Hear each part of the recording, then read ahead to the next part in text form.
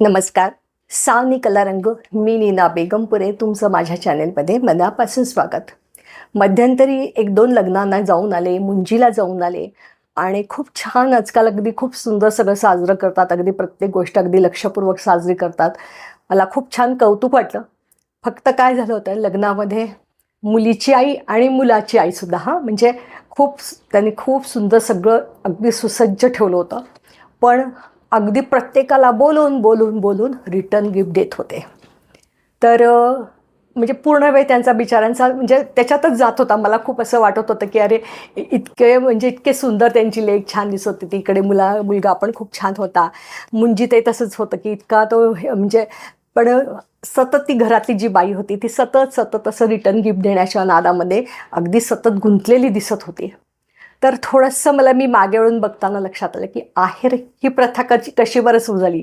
तर पूर्वीच्या काळी आहेर म्हणजे काय, तर नवीन लग्न झालेल्यांना आपण काहीतरी द्यायचं असतं, म्हणजे एक प्रेमाची वस्तू द्यायची असते की जेणेकरून त्यांच्या संसाराला हातभार लागेल.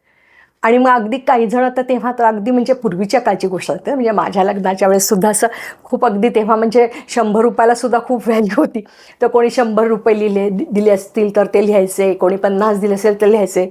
माझ्या सासूबाई तर सांगत होत्या की अगदी गावातल्या कोणी 1 रुपये 2 रुपयाशी एकदा मिळाली पोतडी, त्याच्यात सगळं लिहिलेलं होतं, कोणी किती रुपये असं. तर तो नोंद करून एक घरातली जबाबदार व्यक्ती असं कार्य झाल्यानंतर आहेर तो सगळा उघडून बघायची आणि प्रत्येकाचं असं नोंद करून ठेवायची. आणि जेव्हा त्या घरात जेव्हा कार्य असायचं तेव्हा आपल्या ऐपतीप्रमाणे किंवा त्याच्यामध्ये कधी भर घालून किंवा जसं असेल तसं ते योग्य त्यावेळेस दिल्या जायचं. आता काय व्हायला लागलं माहिती आहे, एकतर लग्नामध्ये लांबनं लोक येतात आणि परत आपल्याला रिटर्न करायला मिळेल की नाही लगेच, मग त्याच वेळेस लगेच द्यायची जी गडबड असते. तर ह्याच्यामध्ये मला थोडंसं असं वाटलं तर सुचवावं की थोडंसं ही आहेर प्रथा बंदच केली तर म्हणजे अर्थात हे माझे थोडे जास्त स्पष्ट मतं होतील आहे. आणि ज्यांना पटणार नाही त्यांनी अगदी खालती लिहा बरं का कॉमेंट्समध्ये. आवडलं तरी लिहा, न आवडलं तरी हे तुमच्या सूचनेचं स्वागत. आणि आहेर ह्या आजकाल काय होतं, सगळ्यांकडे सगळं असतं, सगळ्यांकडे सगळं अगदी म्हणजे नवरा नवरीसुद्धा काय करतात आजकाल उशिरा लग्न होतात, त्यामुळे अगदी घर सुसज्ज करतात आणि मग अगदी म्हणजे लग्न करतात. त्यामुळे त्यांना तरी काय गिफ्ट द्यायचं हा प्रश्न पडतो. म्हणजे अगदी म्हणजे माझ्या लग्नाच्या वेळेस वगैरे तुम्हाला सांगते तेव्हा ते मिल्क कुकर वगैरे निघाले होते छोटे असे. तर अगदी 5-7 मिल्क कुकर येऊन पडायचे, वाडगी असे खूप येऊन असं कळशा खूप व्हायच्या अशा. तर एक 7-8 कळशा 7-8 मिल्क कुकर अशी मज्जा वाटायची तेव्हा.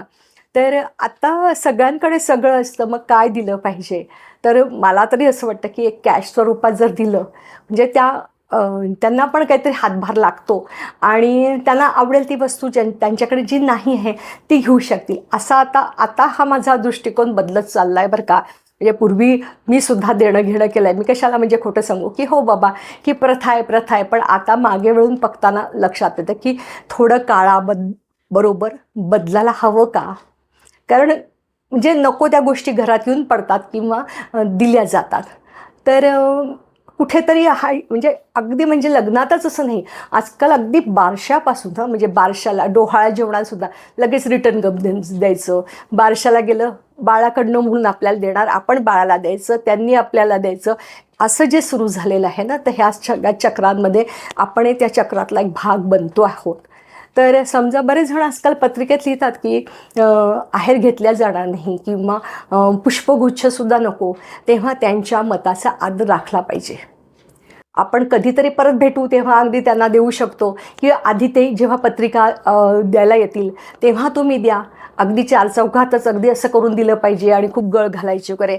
तर हा पण थोडासा पॅटर्न बदलला पाहिजे असं आता मला वाटायला लागलं की नाही बाबा की थोडं कुठेतरी काळानुरूप बदलायला हवं. ज्या गोष्टी आपल्याला नको आहेत घरात येऊन पडतात आहे आणि मग परत ते पासन केल्या जातं. त्या गोष्टीचा प्रत्येकजणच उपयोग करतील असं नाही. मग आणि त्यातून अगदी बायकांचं तर कसं असतं, साड्या प्रत्येक लग्नात प्रत्येक कार्यात साडी. आणि मग ते किती वर्ष झाली तरी आठवणार आणि सांगणार ह्या लग्नात मला ह्यांनी अशी साडी नव्हती घेतली, कसला तो रंग. तर असं सगळं हे टाळलंच पाहिजे असं आता वाटायला लागलं की नाही बाबा, देणं घेणं हा प्रकार कुठेतरी म्हणजे स्वानुभवातनं पण काही बोल आहेत हे, की देणं घेणं हे कुठेतरी कमी व्हायला पाहिजे.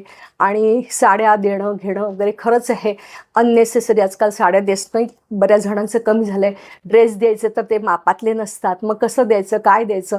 तर त्याच्यापेक्षा देऊ नका, घेऊ नका, फक्त कार्यक्रमाला या, छानपैकी आशीर्वाद द्या, भरभरून कुठल्याही कार्यक्रमाचा आनंद लुटा, असं मला आपलं आता वाटायला लागलं आहे बरं का.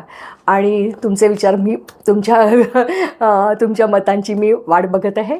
आणि अजून एक मला आणखीन एक ह्या म्हणजे सांगू का नको असं वाटतं, पण सांगते तुम्हाला की असं दिवसाला सुद्धा बघा आजकाल तो दुखवटा वगैरे, म्हणजे ही पूर्वीपासून पद्धत होती की दुखवटा काढायचा. तर दुखवटा म्हणजे काय, तर एक पूर्वी अगदी टॉप म्हणजे एक टोपी आणि अंगावर फक्त एखादं हे टाकलं जायचं, टॉवेल टाकलं जायचं की हो बाबा तुझ्या दुःखाला आम्ही पांघरून घालत आहोत, तुझ्या दुःखात आम्ही, तुमच्या दुःखामध्ये आम्ही तुमच्या पाठीशी आहोत, या मागचा ही भावना होती.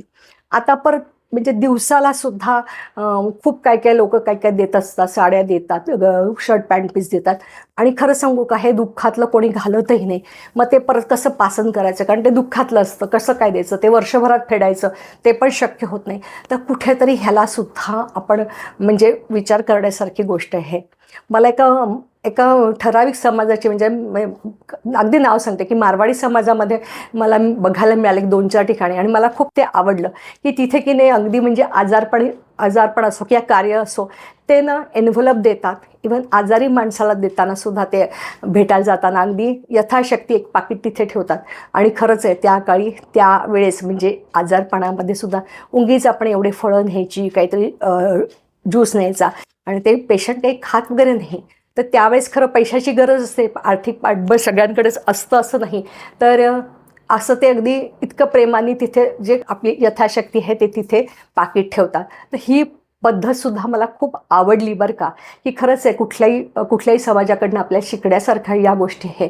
तर आणि आता तर विविध म्हणजे पर्याय उपलब्ध आहे.